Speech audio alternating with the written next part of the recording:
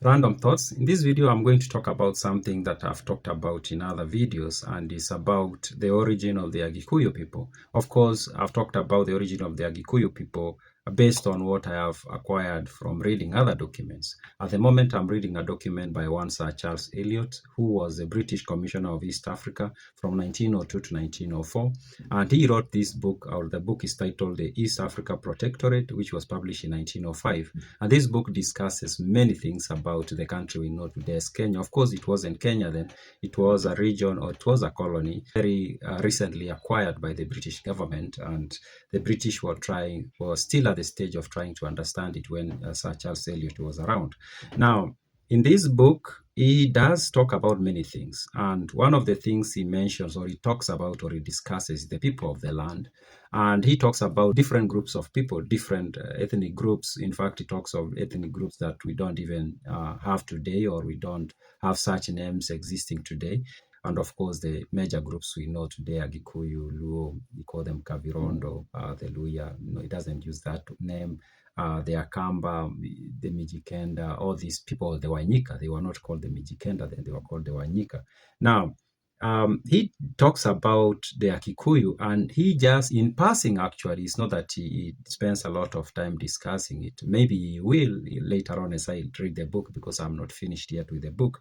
But at some part, he does say in passing who the Kikuyu are, and he does that while discussing the geography of the region around Nairobi. And it's very interesting. He talks about Nairobi, and he says Nairobi was this station that was established on a very swampy land, and he was hoping that it would be moved away from where it was to maybe near Ngong Hills or somewhere around there, or Limuru, because he thought that the place where it was at that time was very swampy.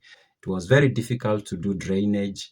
And then he was worried that maybe it was too late to move the town. Maybe it wasn't really a town, but it was, you get what I mean. It was this center where there was a railway station, and there were a few shops here and there, and settlement of Europeans and Asians for the most part. He was hoping that the town would be moved to a higher ground, because where it was, he was seeing a lot of problems when it comes to drainage. But this almost 100 years later, Nairobi is still in that place. Nairobi is a major city today, and it never moved. Now, let's go back to his discussion about the origin of the Agikuyu people. He says, this is what he says when discussing the people settled around Nairobi, especially near Kikuyu and Ngong Hills. He says, the native inhabitants of this district are Masai and Kikuyu.